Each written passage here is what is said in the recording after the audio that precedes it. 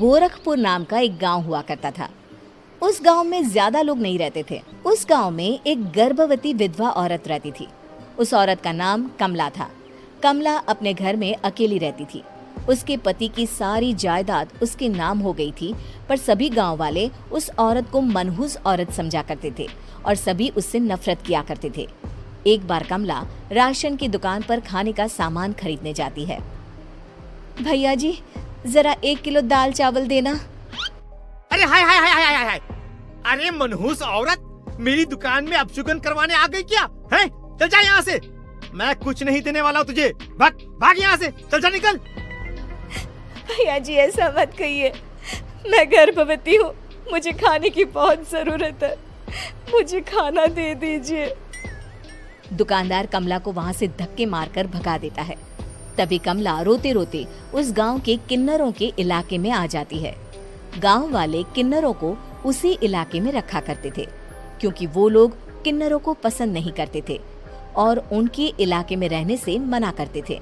तो किन्नरों ने उसी गांव में अपना एक इलाका बना लिया था।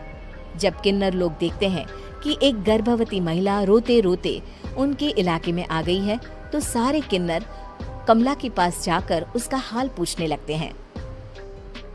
क्या हुआ बहन, तुम्हारी गर्भवती अवस्था में इतनी बुरी हालत कैसे है? तुम रो क्यों रही हो? तुम डरो मत, हम तुम्हें कोई नुकसान नहीं पहुंचाएंगे। तुम शांत होकर सब बताओ कि हुआ क्या है। मैं कमला हूँ, मैं गांव के दूसरे इलाके से आई हूँ।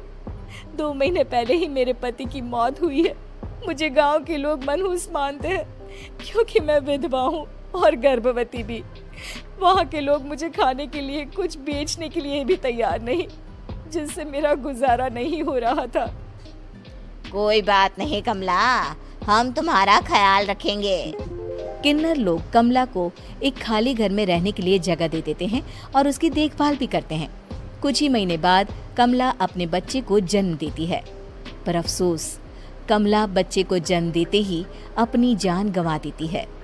जब सब किन्नर बच्चे को देखते हैं तो बहुत खुश हो जाते हैं, क्योंकि वो बच्चा भी किन्नर ही था।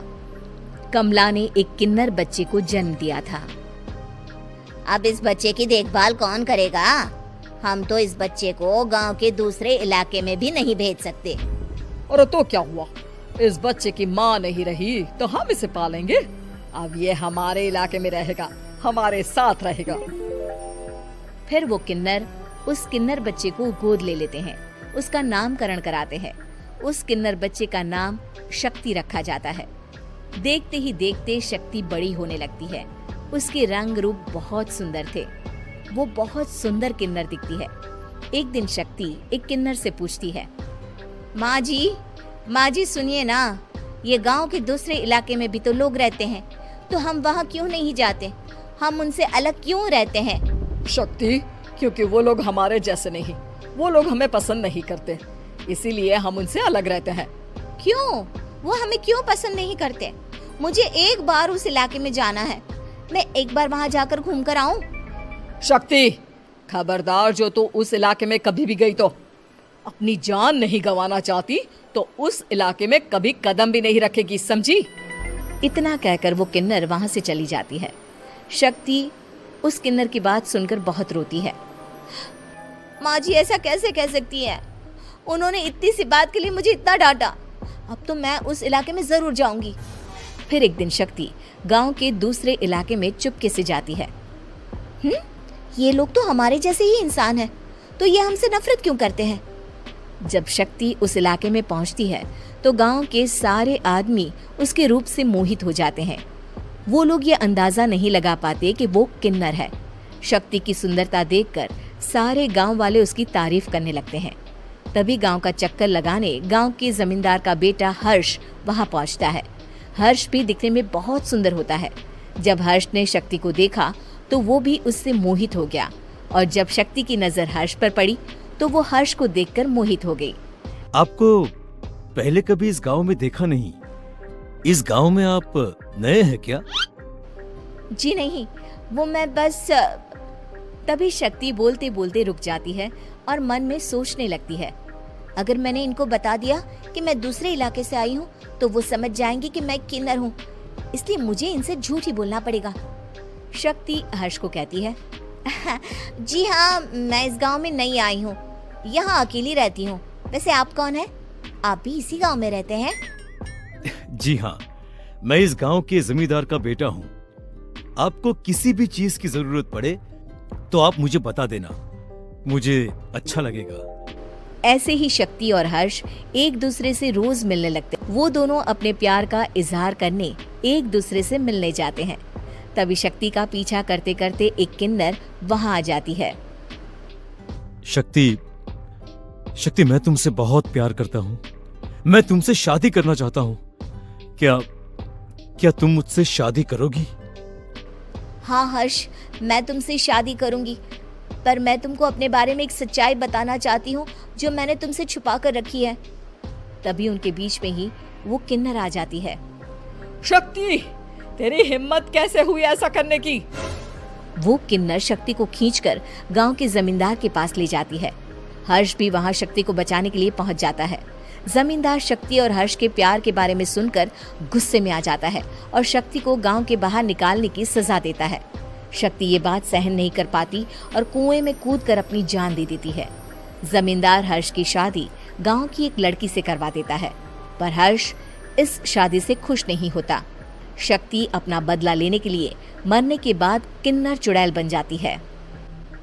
अब मैं इन गांव वालों को नहीं छोड़ूंगी, अब इनसे मैं अपने प्यार का बदला लूंगी।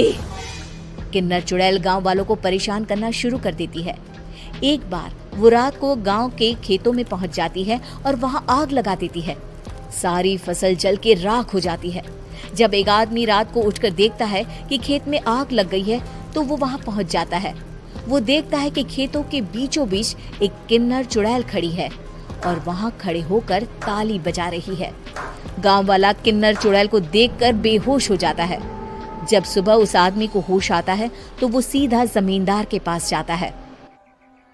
अरे जमींदार साहब, अरे वो किन्नर चुड़ैल ने मेरी सारी फसल जला दी।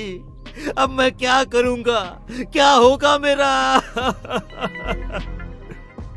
जमींदार चुड़ैल किन्नर का नाम सुनते ही सब कुछ समझ जाता है। अब वो बहुत डर जाता है। उसी रात को जब जमींदार डर के मारे अपने कमरे में सो नहीं पाता, तभी वहां अचानक से किन्नर चुड़ैल आ जाती है। किन्नर चुड़ैल जोर जोर से जमींदार के आगे खड़ी होकर हंसने लगती है और ताली बजाने लगती है। जमींदार उस डरावनी किन्नर चुड़ैल को देखकर बहुत डर जाता है। तूने मेरे साथ बहुत बुरा किया, अब मैं तुझे जान से मार दूंगी। नहीं नहीं नहीं नहीं नहीं, मुझे माफ कर दो, मुझे मत मारो। मैं कभी ऐसा दोबारा नहीं करूंगा। अब तुम जो बोलोगी वही मैं करूंगा। ठीक है, मैं चाहती हूँ कि किन्नर इलाका गांव के इलाके से जुड़े और गांव का कोई भी आदमी किन्नर समाज से द्वेष ना करे, उससे नफरत ना करे, नहीं तो मैं सारे गांव को मार दूंगी। और तुम गांव में एक नया कानून बनाओ कि अगर किसी ने भी किन्नर समाज को हानि पहुंचाने की कोशिश भी करी या इनसे भेदभाव करने की भी कोशिश करी तो उनको कड़ी से कड़ी सजा मिलेगी। हाँ हाँ हाँ हाँ, मैं ऐसा ही करूंगा। तुम जो बोलोगी वो मैं करूंगा, पर मुझे जाने दो प्लीज। तब वो किन्नर चुड़ैल वहां से चली जाती है।